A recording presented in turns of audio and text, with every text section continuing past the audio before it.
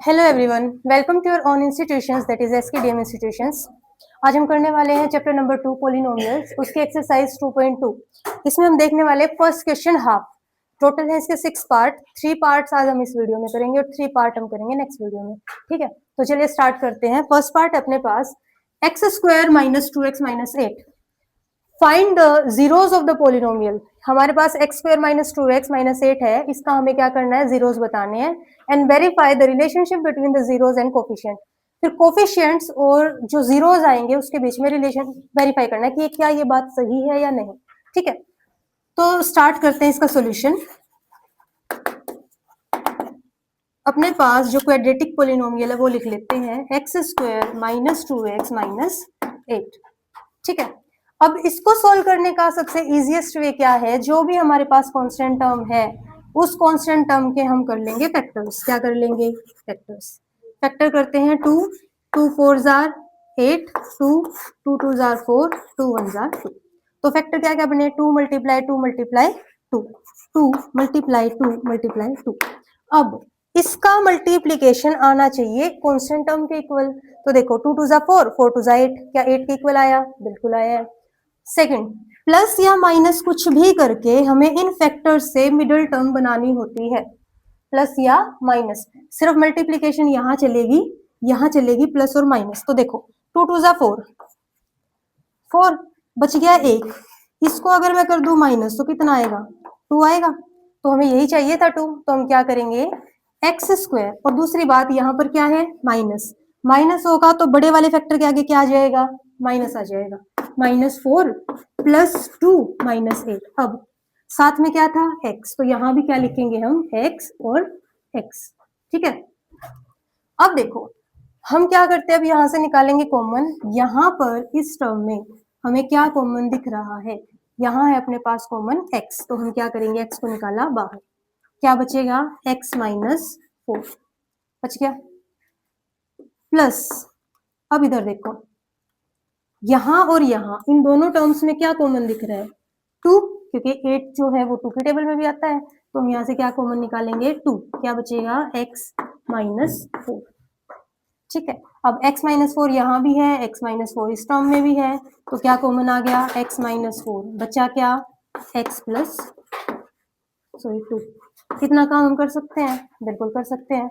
अब इन दोनों की दोनों जो क्वाड्रेटिक इक्वेशन है उसको रखते हैं 0 के इक्वल। यहाँ से भी हम इसको 0 के इक्वल रख सकते हैं और एंड में जाकर भी हम इसको 0 के इक्वल रख सकते हैं।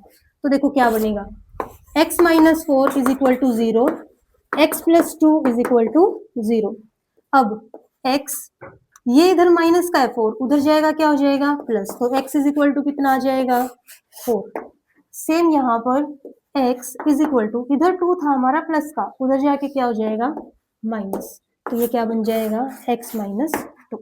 तो हमारे पास दो जीरोज आ गए हैं भाई, एक आया 4, एक आया -2। ये जो 4 आया है इसको हम नाम दे सकते हैं अल्फा। क्या नाम दे सकते हैं, अल्फा। और ये जो आया है इसको हम कह सकते हैं बीटा, वो हमारे ऊपर डिपेंड है, हम इसको बीटा बोल सकते हैं, इसको अल्फा बोल सकते हैं। इसमें कोई हम ये कंफ्यूज होने की जरूरत नहीं, जो आपको कन्वीनियंट लगता है वो यूज कर सकते हैं। इसके बाद हमें क्या करना होता है, हमें करनी है वेरिफिकेशन। वेरिफिकेशन के लिए हमारे पास दो फॉर्मूलाज होते हैं, एक होता है सम ऑफ जीरोस और एक होता है प्रोडक्ट ऑफ जीरोस। तो हम क्या करेंगे, वेरिफिकेशन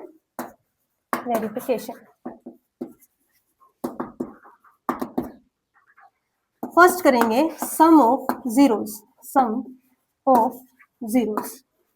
अब इसका फॉर्मूला क्या होता है, माइनस कोफिशिएंट ऑफ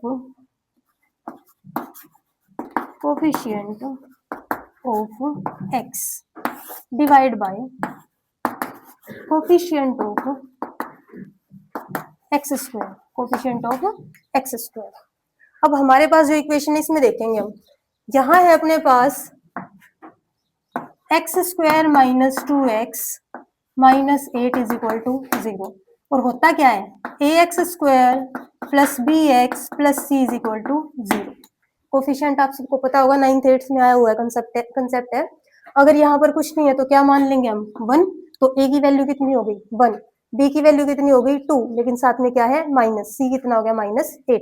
तो अब हमें क्या करना है, सम ऑफ जीरोज। अब जीरोज क्या थे, अल्फा और बीटा, तो हम क्या करेंगे, alpha plus beta is equals to coefficient of x. अब इसमें देखो कोफिशिएंट ऑफ एक्स क्या है, -2, एक माइनस आ गया फॉर्मूले का, एक हो गया -2 divide by coefficient of x square. अब एक्स स्क्वायर के साथ क्या है कोफिशिएंट में 1, ठीक है। अब अल्फा प्लस बीटा और कर देते हैं। अल्फा अपने पास है 4, बीटा है हमारे पास -2, तो ये कितना हो जाएगा 2 is equals to minus minus plus 2। क्या 2 इक्वल टू 2 आ गया? बिल्कुल आ गया। तो हम क्या कहेंगे कि सम ऑफ जीरो बिल्कुल करेक्ट आया अपना। सेकंड होता है हमारा प्रोडक्ट ऑफ जीरो। सेकंड क्या होता है अपना? Product of zeros. अब प्रोडक्ट ऑफ जीरोस का फॉर्मूला क्या होगा? Alpha multiply beta is equals to जो भी अपनी कांस्टेंट टर्म है वो, कांस्टेंट टर्म कितनी अपनी सी, तो हम क्या कहेंगे constant term divide by coefficient of x square.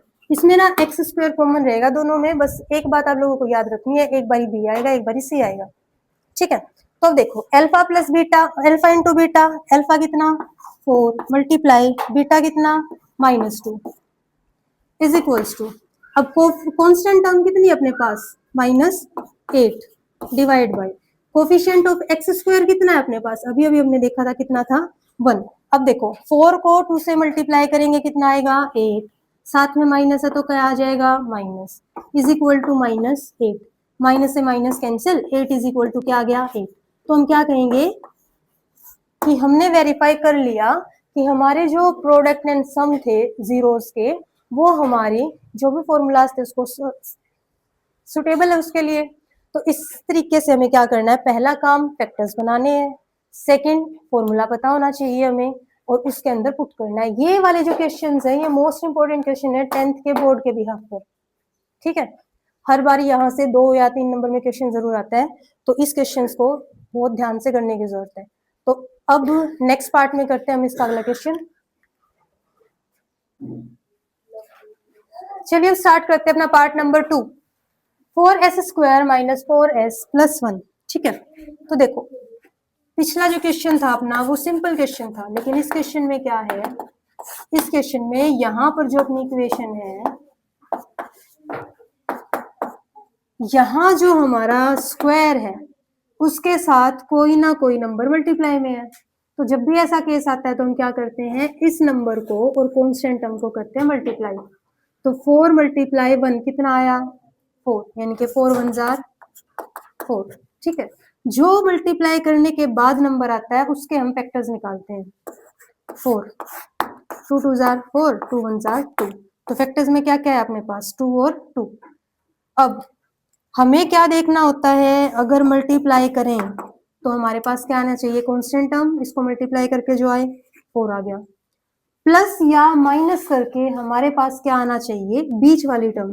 तो अगर मैं 2 में 2 ऐड कर दूंगी तो कितना हो जाएगा 4, तो 2 प्लस 2 कितना हो जाएगा 4, लेकिन यहाँ पर माइनस है तो दोनों के दोनों किसके हो जाएंगे माइनस के।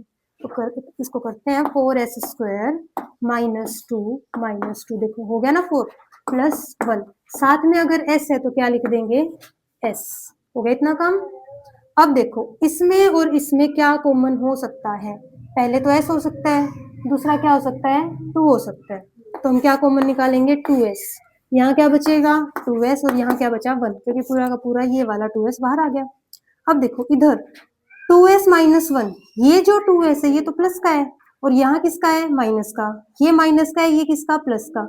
इसका मतलब कुछ भी नहीं करना, जब भी ऐसे आ जाए तो सिर्फ -1 कॉमन निकालना होता है। क्या निकालना होता है -1, क्या बचेगा 2s माइनस 1, सेम ये वाला नंबर हमारे पास यहाँ बन जाएगा, ठीक है। अब 2s माइनस 1 दोनों में है, इसमें भी है इसमें भी है, मैंने निकाल लिया कॉमन। सेकंड क्या बचा अपने पास 2s माइनस 1, ठीक है, इतना काम हो जाएगा। अब इसके बाद इसको रखेंगे 0 के equal, 2s minus 1 is equal to 0, 2s minus 1 is equal to 0। अब इधर से ये 1 माइनस का था, उधर जाएगा क्या हो जाएगा प्लस, तो 2s इज इक्वल टू कितना आ गया 1, s इज इक्वल टू इधर ये 2 मल्टीप्लाई में उधर जाके क्या हो जाएगा डिवाइड 1/2, ऐसे ही यहाँ पर 2s is equal to 1, s is equal to 1/2। तो हमारे पास दो वैल्यूज आ गई, पहली वाली को हम बोलेंगे अल्फा, दूसरे वाली को हम क्या बोलेंगे, बीटा। अब हमें क्या करना है, इसका वेरिफिकेशन करना है। क्या करना है, वेरिफिकेशन। वेरिफिकेशन के लिए हम क्या करेंगे, अब सिंपल वेरिफिकेशन।